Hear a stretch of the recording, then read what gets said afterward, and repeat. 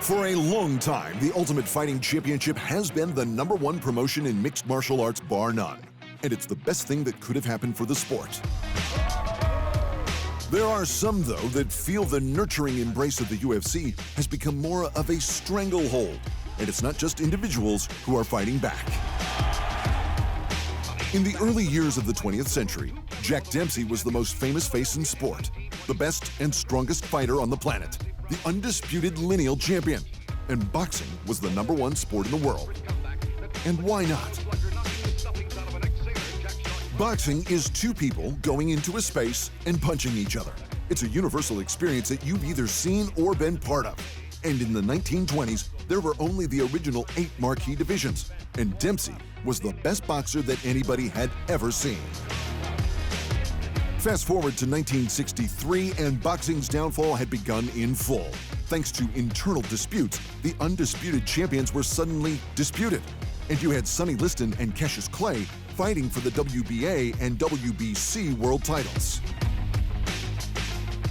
Fast forward to 1983, more disputes resulted in Larry Holmes ditching the WBC title in favor of the new IBF title.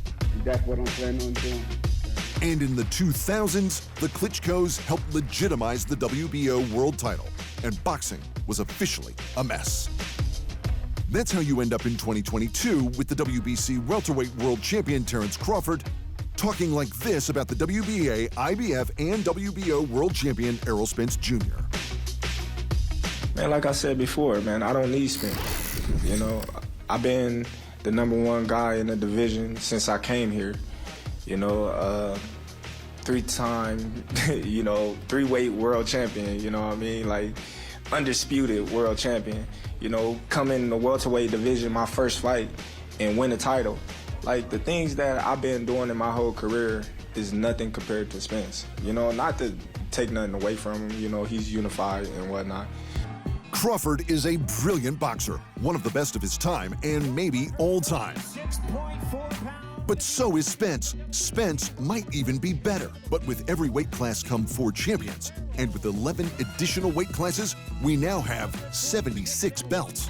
So who cares? And this is all before adding the increasingly popular female champions, who now have to be included in the numbers, which leaves us with over 100 possible world champions. And with every belt that gets added, the interest in boxing goes down. This is the only way to explain the heavyweight champ Deontay Wilder, a 6'7", muscle-bound American who knocked out every man he'd faced in his first 40 fights. He left Dempsey in the dust, but no one cared. The heavyweight division is too small to have so many champions. I don't even want 2 champions. I want 1 champion, 1 face, 1 name. Why is that so hard to make? Why is that so hard to do? You know, why is that? You know, that's what all the heavyweights in the division should want to see. 1 guy. They don't have to worry about going through different guys. You know, 1 guy to rule the division, to say, I am the king of the mountain. I am him. Wilder hit the nail on the head. 1 champion, 1 face, 1 name, and it's the opposite of boxing. 138 pounds. That's what the Ultimate Fighting Championship did for MMA. And within 20 years of Dana White's presidency, the UFC took over combat sports. The formula was simple. Buy out the big competitors, contract all of the best MMA athletes from the original 8 marquee divisions, and that's it. All the best fighters, with nothing to stop them fighting each other. And it was glorious. White made it everything that boxing wasn't, and it's why it worked. But a few years ago, something happened on 2 opposing fronts. First, in 2017, the MMA middleweight legend Gegard Mousasi went on a tear, taking out multiple former UFC champs on his way to what should have been a title fight. Well, Dana said you're gonna get a deal done. I trust Dana. He always talked very good about me, so I'm sure I will get a deal done. And my goal is to get the belt, UFC belt. I'm not looking to go anywhere else. But instead of re-signing, Mousasi went to the UFC's longtime American rival, Bellator, where he won the title.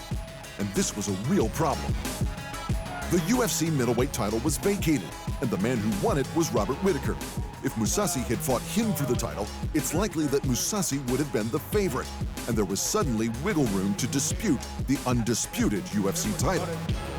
And second, in 2019, the biggest MMA promotion in Asia, the One Championship, acquired the former UFC champions Eddie Alvarez and Demetrius Johnson, and the results were astonishing. Alvarez was a top 5 lightweight in the title picture, but instead of the UFC re-signing him, they let him go to 1, and everyone, including himself, expected him to win the title. I don't know much about my opponents, but I know enough about myself. Put me against the most dangerous guys inside of this cage, and I'll deliver every time. Thank you, Singapore. Timofey Neshchukyan obliterated Alvarez in the first round of his first fight. His orbital bone was shattered, and Neshchukyan wasn't even the champion. Christian Lee was the lightweight champion, and when Lee fought Neshchukyan, Lee knocked him out in the first round. One's lightweight division was at least competitive with the UFC. What happened with Demetrius Johnson was even more astonishing. You know, I'm no stranger to, facing the toughest in the world, and I believe Asia has one of the best flyweights in the world, and I'm looking to get in here and testing my skills. Mighty Mouse is one of the best pound-for-pound fighters to ever live. But when he finally lost his flyweight title, it was by a very close split decision, after a record 11 straight defenses. But the UFC didn't give him an immediate rematch. They traded him to One Championship. DJ strung 3 wins together in quick succession to win the Flyweight Grand Prix and the right to fight for the One title. But the wins were by no means a cakewalk. They were as hard or even harder than almost every one of his 11 defenses of the UFC title. Then DJ, the man many still considered the UFC and lineal flyweight champ because he lost his title by a split decision, fought the One champ Adriano Moraes for the title, and DJ got knocked out cold. This all means you have to start wondering, could Moraes beat the UFC flyweight champ Deiveson Figueiredo? Could Christian Lee take on the lightweight champ Charles Oliveira? And the answer is, we'll never know. There's no way the UFC risks their champions losing the undisputed lineal title. And suddenly, the MMA champions are starting to look a lot like boxing. Got beat down if it was a 10-8. Thanks for watching. And remember, if you want more fight sports in your life, just hit the subscribe button.